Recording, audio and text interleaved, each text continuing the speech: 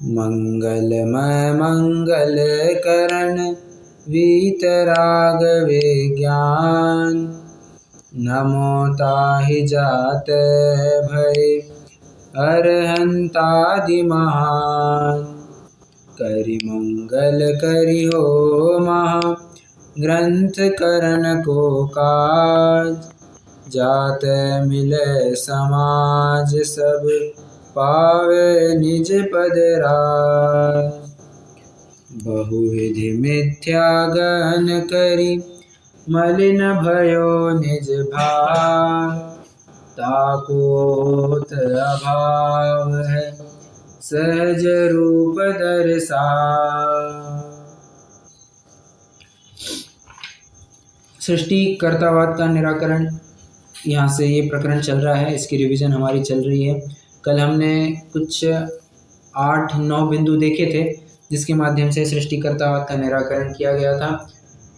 एक मुख्य बिंदु ये आया था कि सृष्टि करने का प्रयोजन क्या था।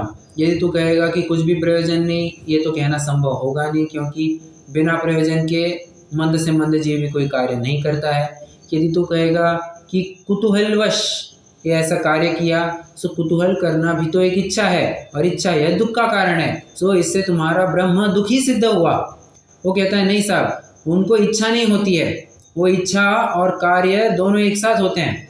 पंडित साहब कहते हैं भले ही तो ऐसा कहेगा, सुपरफिशियली ऐसा लगेगा भी, बट कार्य के होने में और इच्छा के होने में काल भेद मानना पड़ेगा, क्योंकि जब इच्छा होती है तब कार्य नहीं होता है, और जब कार्य होता है तब इच्छा होती ही नहीं है। क्यों? जो कार्य, देखो जैसे हमें भूख लगी, तो भूख लगी है तब भोजन तैयार, भोजन पेट में जा रहा है क्या? नहीं जा रहा है। पर जब भोजन पेट में जा चुका है तब भूख लगी है क्या? भोजन की इच्छा है क्या? भोजन की इच्छा नहीं है। ऐसे एक छोटा सा लॉजिक से अपन समझ सकते हैं कि जब इच्छा होती है तब कार्य नहीं होता, और जब कार्य होता है तब इच्छा नहीं होती है। फिर कई सारी बातें यहाँ पर आई कि ब्रह्म ने डायरेक्टली तो लोक को नहीं किया, ब्रह्म ने माया को किया, माया ने फिर लोक को किया। तो तू बता, ब्रह्म तो मायावी सिद्ध हुआ, मतलब मायावी मतलब अशुद्ध सिद्ध हुआ।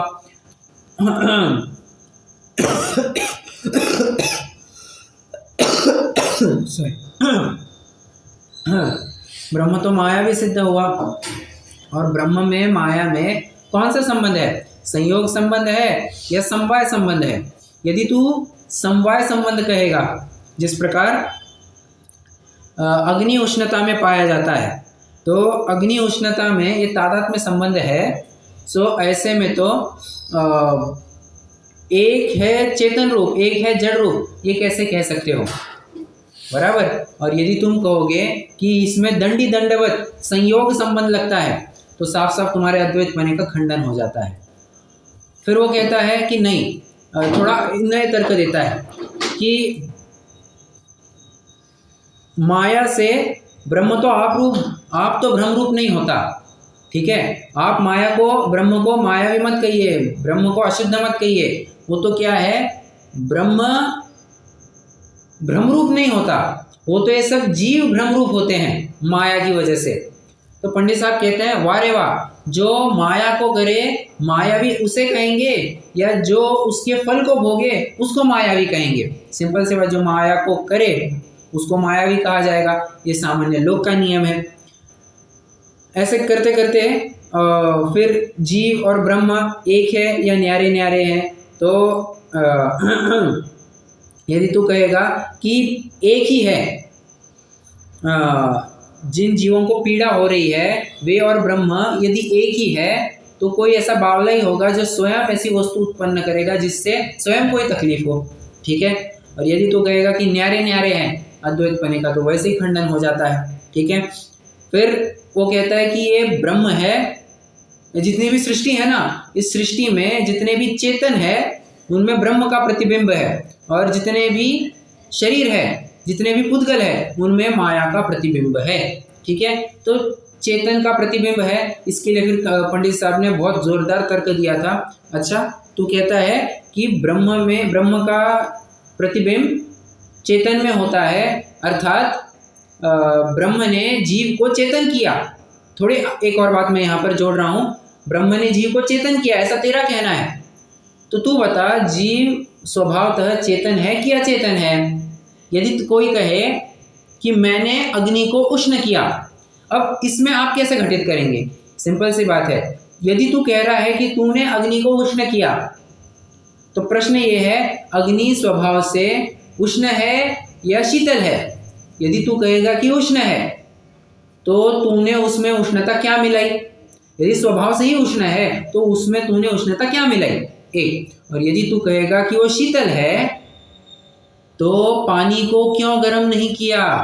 पानी भी तो शीतल स्वभावी है, तो पानी को तूने क्यों गर्म नहीं किया? पानी और फिर अग्नि समान हो गए, तो उसमें भी कभी उष्णता आ जाती ना, तो ये बात बैठती नहीं है।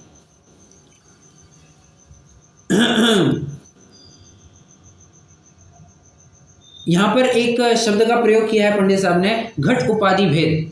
कल इसकी अपन चर्चा नहीं कर पाए, चर्चा मतलब ये इस शब्द का प्रयोग नहीं हुआ। घट उपाधि भेद, बात ये आ रही थी कि यदि तू कहेगा कि इनका अंश सब में होता है, तो सबका ज्ञान समान क्यों नहीं है? क्यों कोई कम जानता है, कोई अच्छा? अगर देखो ना, ऐसी बात है कि अगर सब ये ब्रह्म के अंश होते, तो डॉक्टर साहब आपका ज्ञान, आपके डॉक्टरी का ज्ञान मुझे भी होना चाहिए था, कुमकुम जी को होना चाहिए था, रेखा जी को होना चाहिए था, शशि जी को होना चाहिए था, और कोमल जी अभी जो ज्वाइन नहीं हुए उनको भी होना चाहिए था। सबको होना चाहिए, और जगत में जितने भी जन है सबको होना चाहिए था ना। ऐसा क्यों नहीं हो रहा है? मतलब घट उपाधि भेद है ना, बस बात सिद्ध है। और ये उसकी जानी को, वो उसकी जानी को क्यों नहीं जान पा रहा है? घट उपाधि भेद के कारण, मतलब दो भिन्न भिन्न वस्तुएं हैं, इसलिए तो नहीं जान पा रहे हैं। ये ब्रह्म जीव को चेतन करता है, इसकी बात है। यदि तू कहेगा कि माया ने शरीर को किया, तो तू बता, माया ने शरीर को किया तो माया स्वभावतः जड़ रूप है या चेतन है? यदि तू कहेगा कि चेतन है, तो चेतन ने जड़ को कैसे उत्पन्न किया? और यदि तू कहेगा कि सॉरी अपन थोड़ा सा भटक गए। यदि तू कहेगा कि डायरेक्टली किया या इनडायरेक्टली किया, ये पहले था क्या?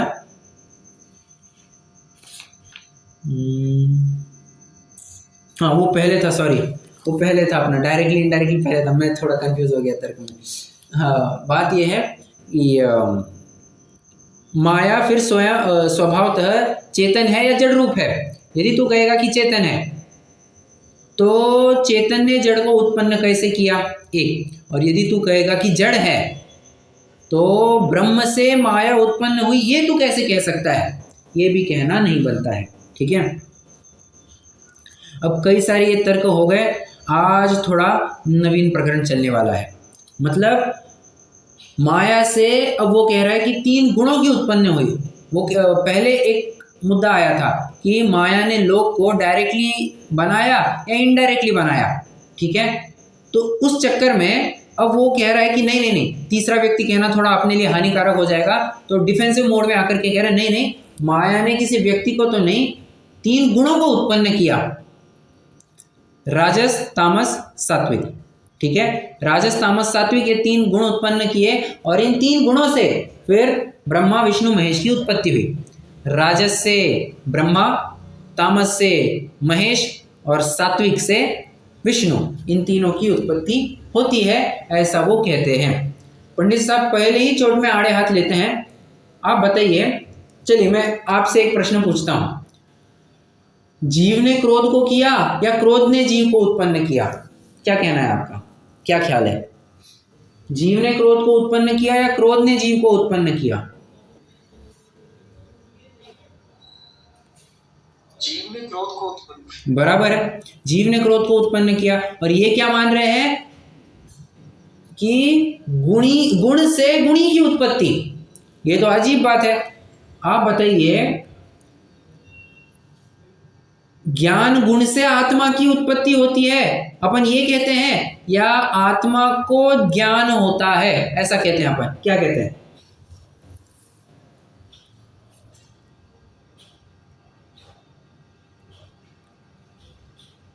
आत्मा को, बराबर, आत्मा को ज्ञान होता है, अपन ये कहते हैं। मतलब ज्ञान हो गया अंश, आत्मा हो गया अंशी, ये ऐसी बात है।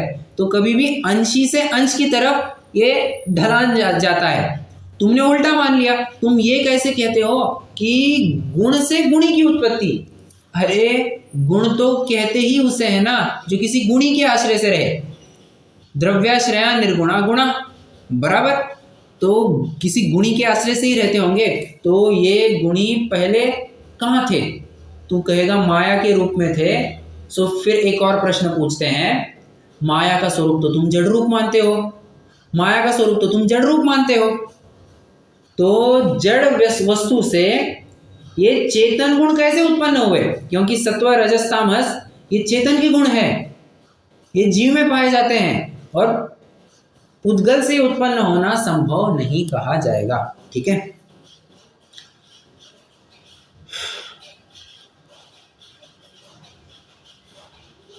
और क्या कहता है ये? इन तीन गुणों से ब्रह्मा विष्णु महेश की उत्पत्ति होती है। ये तो बात हो गई अपनी कि गुण से गुणी की उत्पत्ति कैसे होती है, ये भी कहना नहीं बनेगा। और एक और दिक्कत वाली बात कहते हैं, ये क्या कहते हैं कि ब्रह्मा विष्णु महेश है ना, ये ब्रह्म के अवतार है। अब थोड़ी अटपटी बात लग रही है क्या? पहले तो कह रहे हैं कि माया के तीन गुणों से इनकी उत्पत्ति, और अभी कह रहे हो कि नहीं ये ब्रह्म के अवतार है। तो तुम्हारे ही वचनों में विरोध पाया जा रहा है, तुम ही कुछ ढंग से कह नहीं पा रहे हो, इसलिए तुम्हारी मान्यता ही ठीक नहीं लगती है। ओके, थोड़ा अपन आगे बढ़ते हैं। और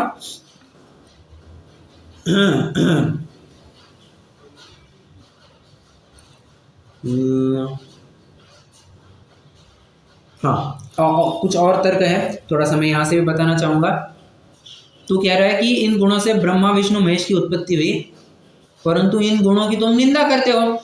जैसे तामस, इस गुण की प्रशंसा होती है या निंदा होती है?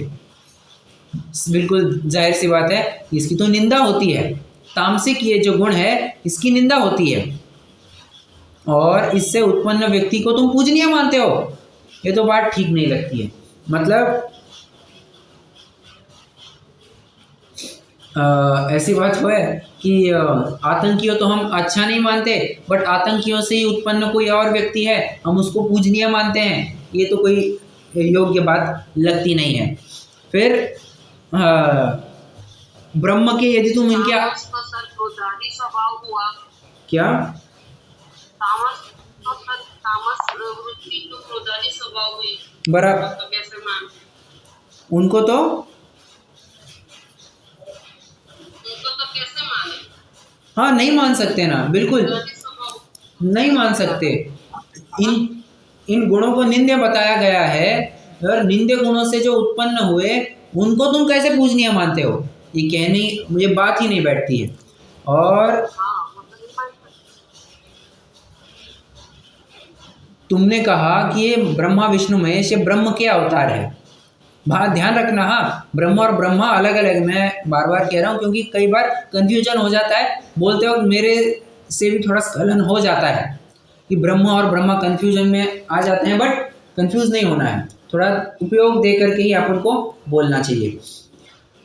यदि तुम इनको ब्रह्म के अवतार कहते हो, तो ये जिन गुणों से उत्पन्न हुए हैं वे गुण तो मायावी हैं, तो इनको ब्रह्म का अवतार कैसे कहते हो? बात नहीं बैठती है। और ये जो कार्य करते हैं, कैसे कार्य करते हैं? ये रुंड मालाएं पहनते हैं और स्त्री का सेवन करते हैं, युद्ध आदि क्रियाएं करते हैं। तो ये कार्य करना उचित है या अनुचित है? यदि तू कहेगा कि उचित है तो हम भी करेंगे, हमको क्यों रोकते हो? और यदि तुम कहोगे कि अनुचित है तो फिर उनको करते हुए तुम पूजनीय कैसे मानते हो? बिल्कुल भी बात नहीं बैठती है।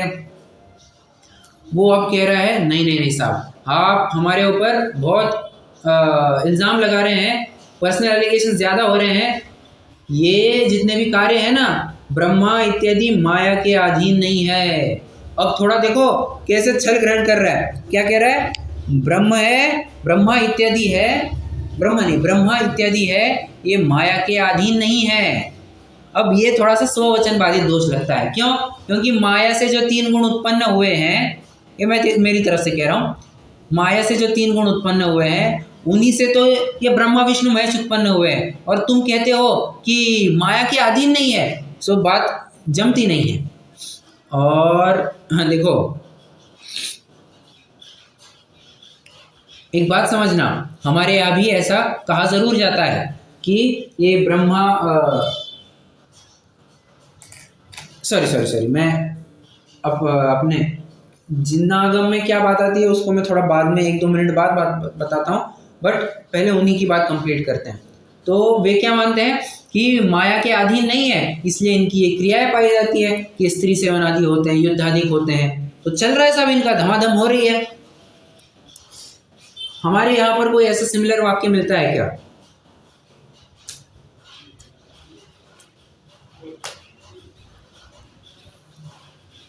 ऐसा कहीं पढ़ने में आता है?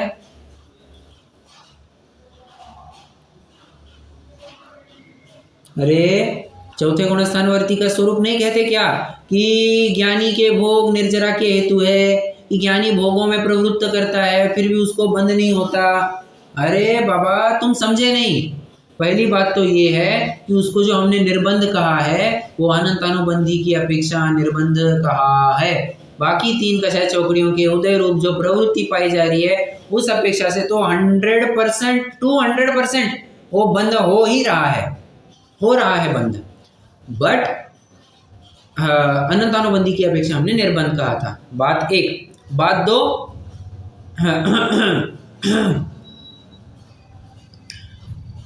हमने तो उसको सिर्फ चतुर्थ गुणस्थानवर्ती का स्वरूप माना है, तुमने तो ऐसे करने वाले को भगवान का दर्जा दे दिया, तो ये बात जमती नहीं है। हमने तो अभी भी उसको संसारी और अवृत्ति ही घोषित किया है। बस इतना है कि उसको दिशा पता चल गई है कि हमको जाना कहाँ है, बस अटक रहा है, अब आगे अपने दामन बढ़ा नहीं पा रहा है, इतनी सी दिक्कत है। ठीक है, कोई कहेगा कि नहीं साहब, यदि तुम उनके चारित्र मुँह का उदय कहते हो तो कल से हम भी चारित्र मुँह का उदय कहेंगे। भरत आदि भी विषय भोगों में प्रवृत्त होते देखे जाते हैं, हम उनको क्यों न करें? बराबर से उसका प्रश्न बिल्कुल जायज है। एक छंद लिखा गया है इसमें समयसार नाटक में, क्या है,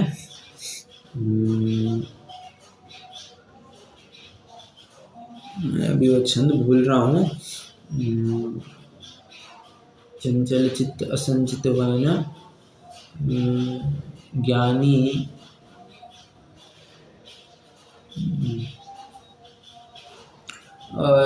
क्या है, सुछंद सदा वर्ते बुध तैसो चंचल चित्त असंजित वैन शरीर स्नेह यथावत तैसो भोग संजोग परिग्रह संग्रह मेल मिलाप करे बुध तैसो पूछत शिष्य आचार्य सोय सम्यक वंत निराश्रव कैसो। क्या कह रहे हैं? देखो, जिस प्रकार जो जग में विचरे मतिमंद, आ गए शुरुआत याद आ गई, जो जग में विचरे मतिमंद सुछंद सदा वरते बुध तैसो। जिस प्रकार एक भोगी की प्रवृत्ति पाई जाती है उसी प्रकार एक ज्ञानी की भी प्रवृत्ति पाई जाती है। फर्क क्या है दोनों में? बात इतनी है बाबा, समयसार में स्वयं एक बात लिखी है, उसको सेवन करता हुआ भी सेवन नहीं करता है, उनका जो भी है ना वो चारित्र मुँह के उदय जनित है। और एक बात समझना, भले ही प्रवृत्ति करते दिखाई देते हैं, निरर्गल प्रवृत्ति तो बिल्कुल भी उनके जीवन में नहीं मिलेगी। और भरत आदि के उदाहरण देकर कि यदि तुम स्वच्छंद प्रवृत्त तो तीव्र आश्रमबंध को प्राप्त होगे, ये ऐसा प्रकरण अपन 7वें अधिकार में निश्चयाभासी के प्रकरण में देखने वाले हैं।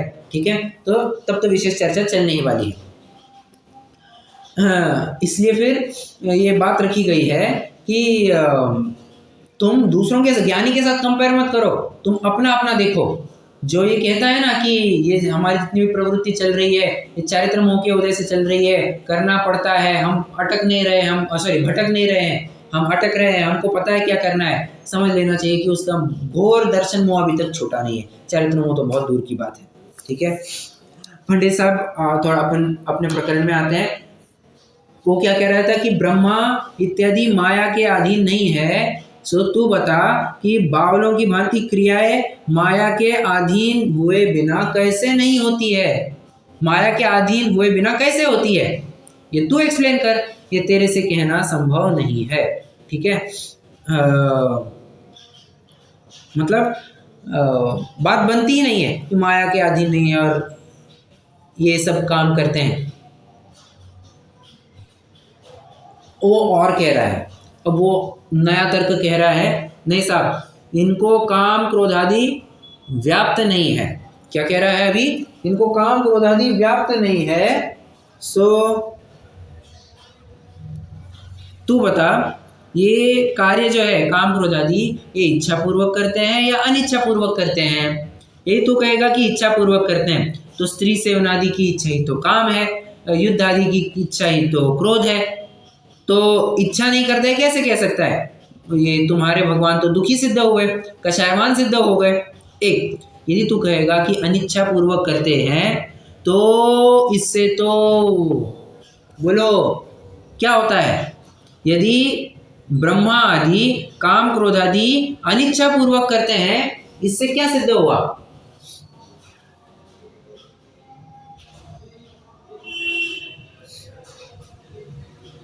अरे इससे तो उनका परवशपना सिद्ध हुआ, इनसे उनका परवशपना सिद्ध हो गया कि ये भी किसी के अधीन है। तो तुम इनको भगवान कैसे मानते हो?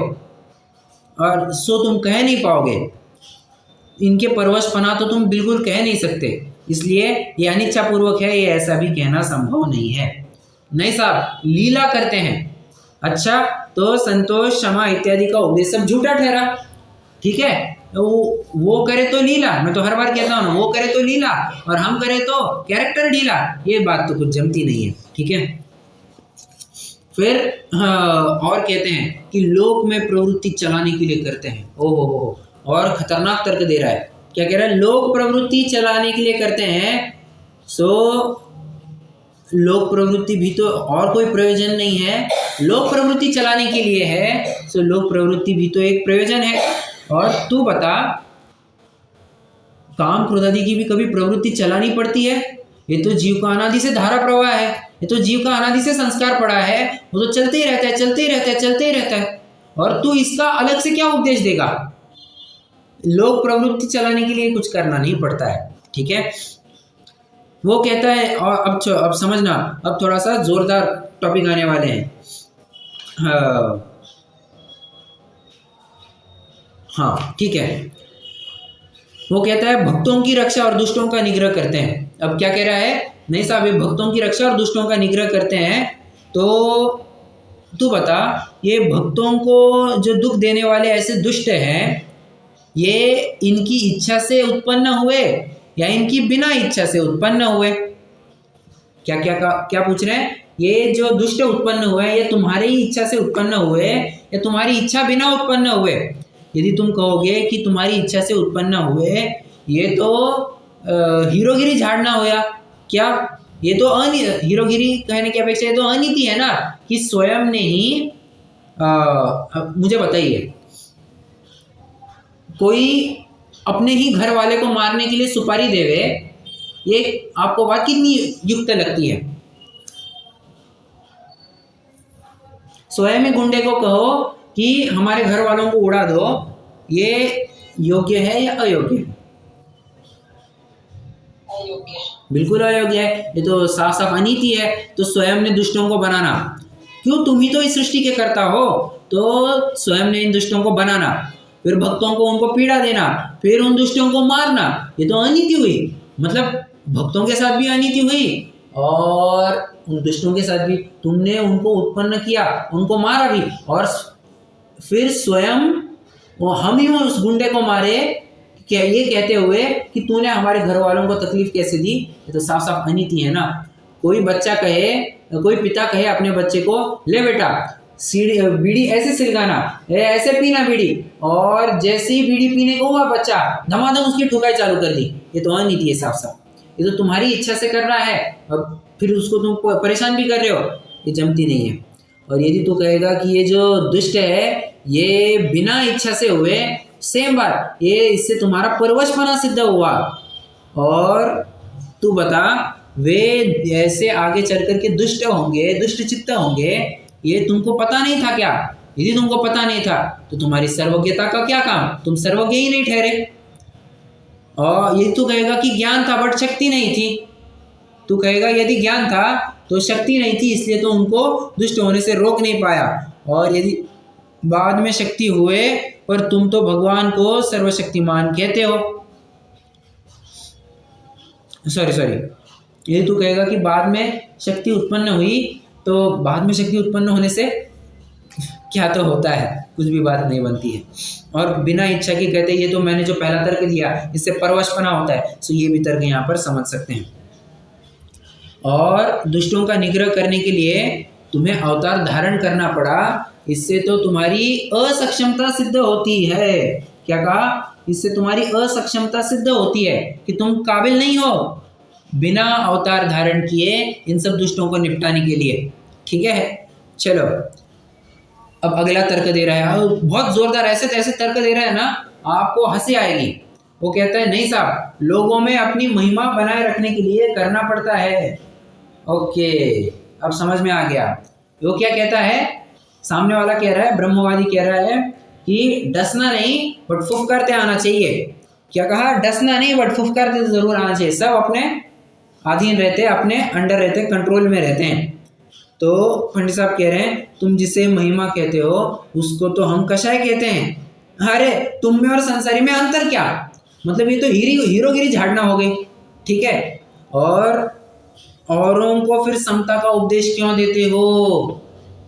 बाकियों ने भी ऐसी कषाय नहीं करनी चाहिए, ऐसा कहे तुम्हारे ग्रंथों में तो आती है बात। ठीक है, इच्छा काल और कार्य पूर्ति, इन दोनों के बीच में जितना अंतराल रहेगा उसको लेकर के तुमको दुख होगा, मतलब तुम दुखी सिद्ध हो गए। छोटे लोगों के काम के लिए बड़े लोगों का आना, ये तो एक हास्यास्पद बात है, एक निंदाजनक बात है। मुझे बताइए, ये नरेंद्र मोदी जी बराबर झाड़ू लेकर के ये रास्ते साफ सफाई करते देखे जाते हैं, आपको क्या लगता है ये देशभक्ति है या क्या है? उनकी अपेक्षा देखेंगे तो ये देशभक्ति है, बट पूरे क्या कहना चाहिए, एडमिनिस्ट्रेशन की अपेक्षा देखेंगे तो एडमिनिस्ट्रेशन की बहुत बड़ी हार है। अरे लाज लज्जा शर्म आनी चाहिए कि तुम्हारे होते हुए पंत प्रधान को, प्राइम मिनिस्टर को झाड़ू पकड़ना पड़ रहा है। तुम्हारा तो होना बस चलना चाहिए था कि एक भी रोड पर कचरा ना हो, और तुम ऐसे काम करते हो कि तुमको बराबर से मोदी जी को हाथ में झाड़ू पकड़ाना पड़ा। सो बात बैठती नहीं है। और ये तो तुम्हारे एडमिनिस्ट्रेशन के ऊपर एक नाक कटी जैसी बात है। और महिमा किसके सामने करना चाहते हो?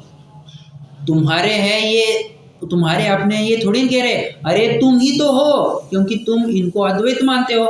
तो खुद के सामने इतना हीरोगिरी झाड़ने के लिए इतना सब कुछ करना पड़ता है, बात जचती नहीं है। और उत्पन्न करते वक्त ही सबको भक्त बनाना था, सब जय हो जय हो जय हो करते हुए उत्पन्न होने चाहिए थे। तुमने दुष्ट उत्पन्न होने ही कैसे दिए? उत्पन्न होते वक्त ही ऐसा कुछ कॉन्फ़िगरेशन करना था कि सब भक्त उत्पन्न होते, जन्मते से ही जय राम जय श्री राम ऐसे करने लग जाते। ऐसा तो हुआ नहीं तुमसे, बराबर। अब वो थोड़ा और तर्क दे रहा है, वो कहता है ये देखो, ये कर्ता कर्म अधिकार के आपको सारे तर्क लगेंगे। वो कह रहा है करता हुआ भी अकर्ता रहता है। क्या कह रहा है? करता हुआ भी अकर्ता रहता है। असंभव कथन। कोई कार्य देखो, कोई खून करे, हम साफ साफ देख रहे हैं, किसी गुंडे डाकू ने किसी के पेट में छुरा भोंक दिया, ठीक है, तो और वो ये दलील दे कि नहीं साहब खून मैंने नहीं किया, फोटो है हमारे पास, वीडियो शूटिंग है सीसीटीवी कैमरा की, और इसके बावजूद तुम ये कहो कि मैंने खून नहीं किया, ये तो असंभव कथन है। कि करता हुआ भी न करता, ये तर्क यहाँ पर लोक व्यवहार में मत लगाना बेटा, ठीक है, तुम गलत तर्क गलत जगह लगा रहे हो, ठीक है। और क्या कहते हैं? कहता है ब्रह्म उत्पन्न करता है, विष्णु इनकी रक्षा करता है, और महेश इसका संहार करता है। तो साफ साफ विरुद्ध कथन है। एक उत्पन्न करेगा तो दूसरा काय के लिए नाश करेगा, है, एक उत्पन्न करेगा तो दूसरा नाश करने के लिए काय के लिए बैठा है। ये तो परस्पर विरुद्ध कार्य हो गए, बात नहीं बैठती है। फिर तू बता, सॉरी, वो कहता है आप कुछ भी कहो, ये तो आपको समझ में नहीं आ रहा है, बट परमेश्वर का ऐसा ही स्वरूप है। क्या कह रहा है? परमेश्वर का ऐसा ही स्वरूप है। तो यदि अनिष्ट है तो क्यों उत्पन्न किया? यदि अनिष्ट है ना, कोई व्यक्ति किसी वस्तु का तभी तो नाश करता है जब अनिष्ट लगे। जब वस्तु इष्ट हो तो उसका कोई नाश करना चाहेगा क्या? नहीं करना चाहेगा। जब वस्तु अनिष्ट लगे तब नाश करना चाहेगा क्या? बिल्कुल करना चाहेगा। तो नाश तो तभी करेगा ना।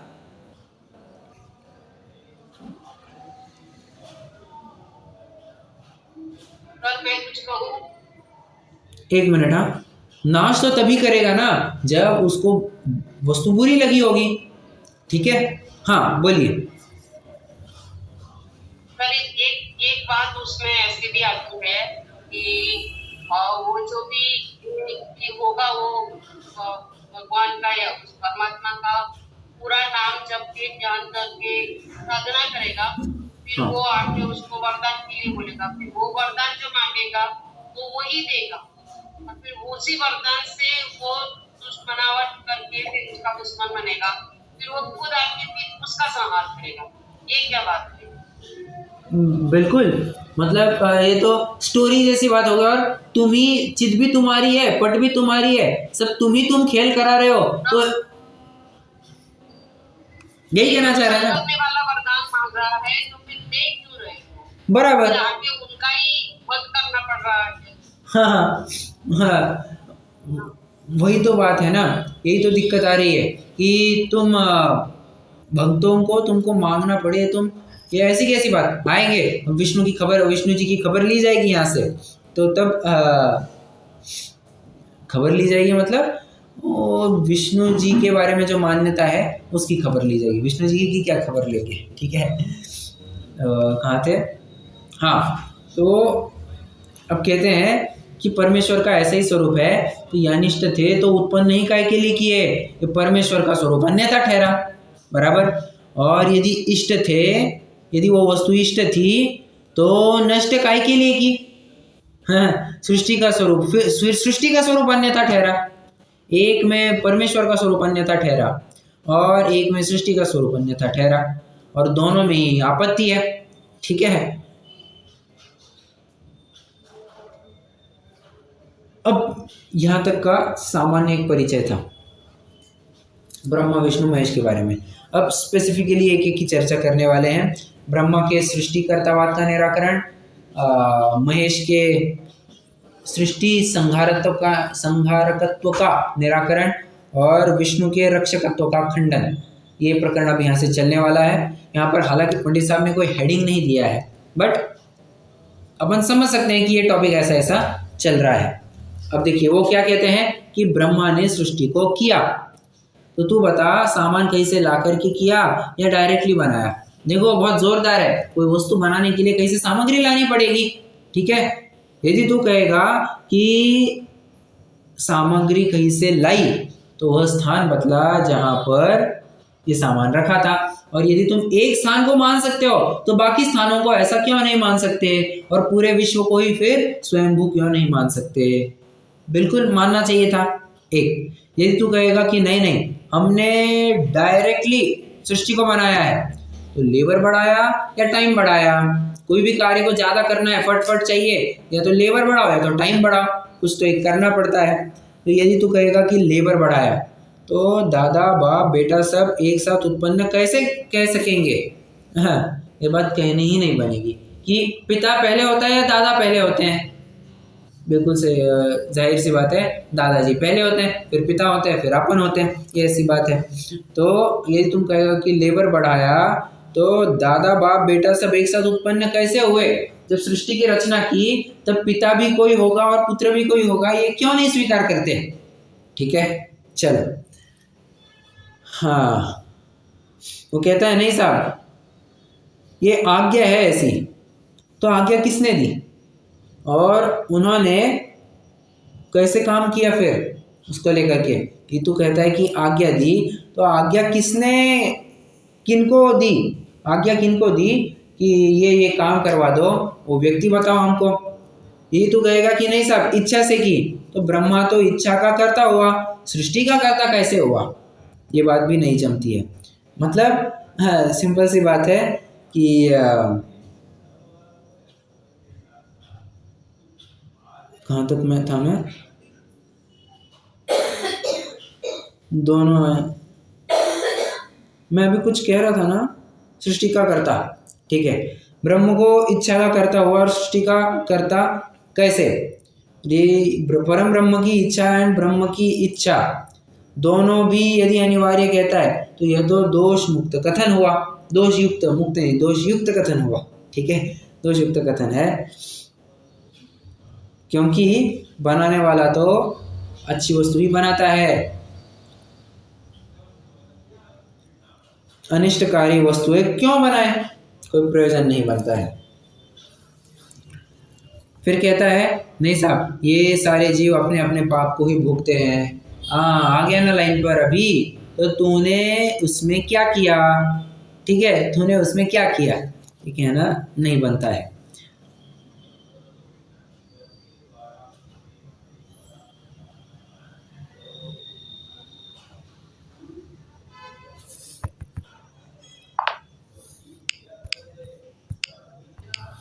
क्या कह रहा है अभी?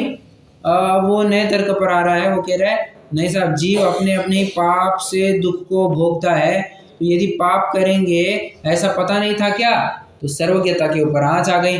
रे तू कहेगा कि जब पाप कर रहे थे तब क्यों नहीं रोका, तो इससे तुम्हारी शक्तिहीनता सिद्ध हुई। और फिर इस सब में तुम्हारा कर्तव्य क्या रहा, तुमने किया ऐसा क्यों कहते हो, तुमने तो कुछ भी नहीं किया है, ठीक है।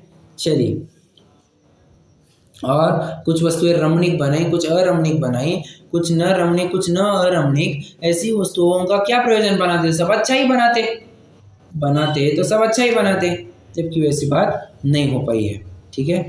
चलिए, ब्रह्मा के द्वारा सृष्टि की उत्पत्ति का निराकरण ये अपना हो गया है, कल से अपन आगे कंटिन्यू करेंगे। कोई प्रश्न हो तो पूछ सकते हैं।